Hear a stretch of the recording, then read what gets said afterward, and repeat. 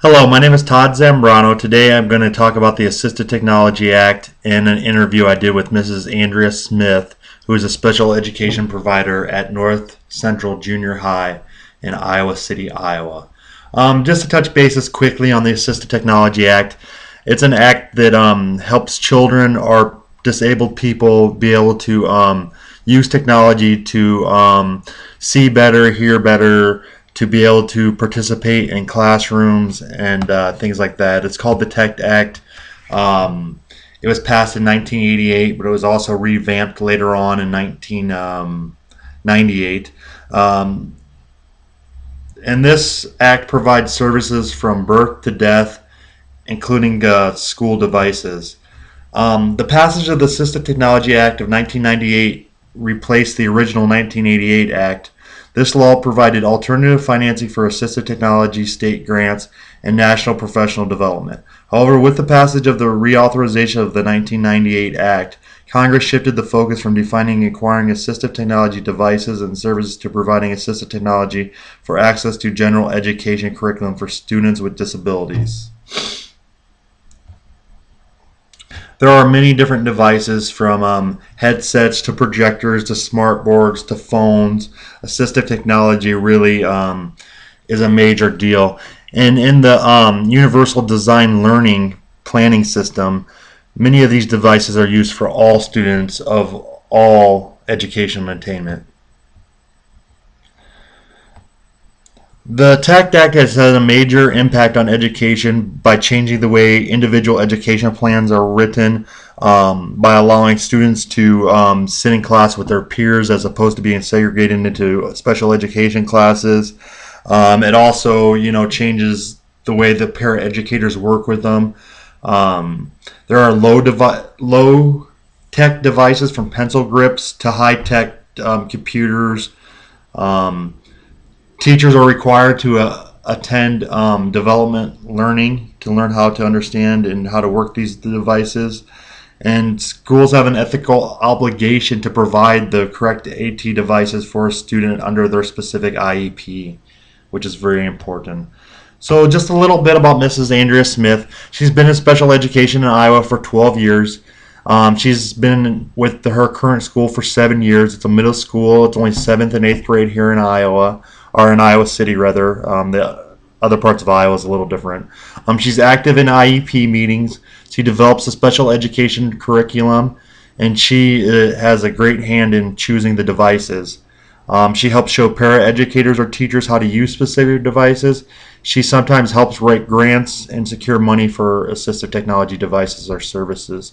And the school that she is in, she is a special education levels 1, 2, and 3. So she's with the with children that have a little bit higher skill level than the others, level 4 and 5.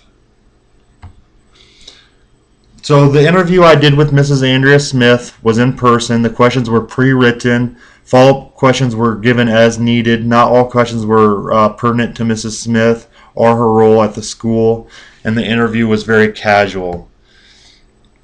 The first thing I asked her is how important is assistive technology in her school, and she said that it has become a part of the everyday curriculum. It is very important in her classrooms. Assistive technology is everywhere in every classroom, and they try to incorporate it in all classrooms regardless of children with need in that class or not.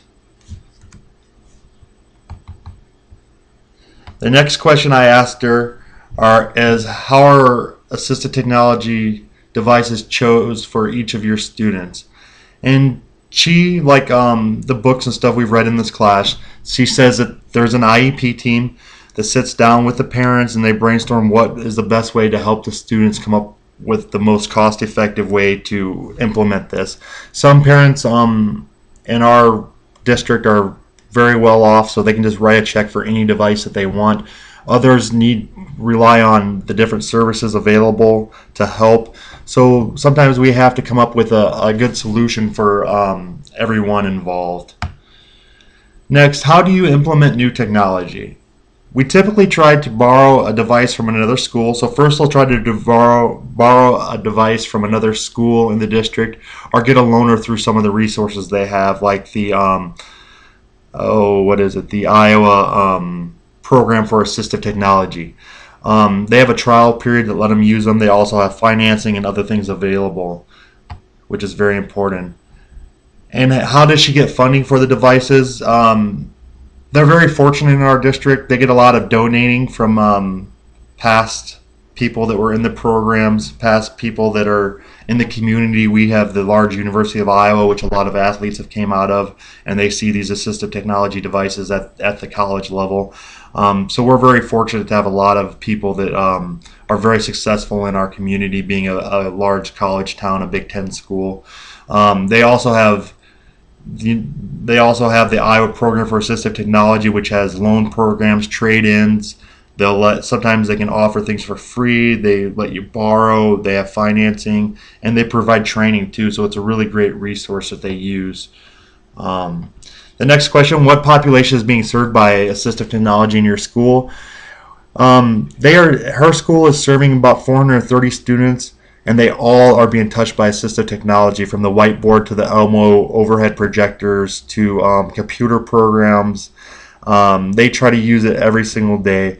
It is very important to have these inclusive classrooms so everybody can learn. Most of the time, the kids that have special needs or disabilities, they're in the same classrooms with their counterparts or their cohorts, and they work side by side and answer questions along with their traditional classmates. Who is impacted by assistive technology devices? Is it universal, or is it one student? They try to impact every student in the school, but there are times technology is too case specific, like a reading magnifier that only people that have poor visibility would use, or hearing aids, for example. Not everybody in the classroom needs to use a hearing aid, so that'd be another example of case specific technologies. How do you incorporate assistive technology devices into the curriculum? We try to allow teachers to choose how to incorporate the devices, she says. It is important to give them the device and give them information on the device and let them learn how to use the device and properly train them so they know how to ultimately incorporate the device into the lesson plan. So that's important. How is training offered for the devices, and who maintains the devices? We offer training to teachers through our district and through the Grantwood AEA.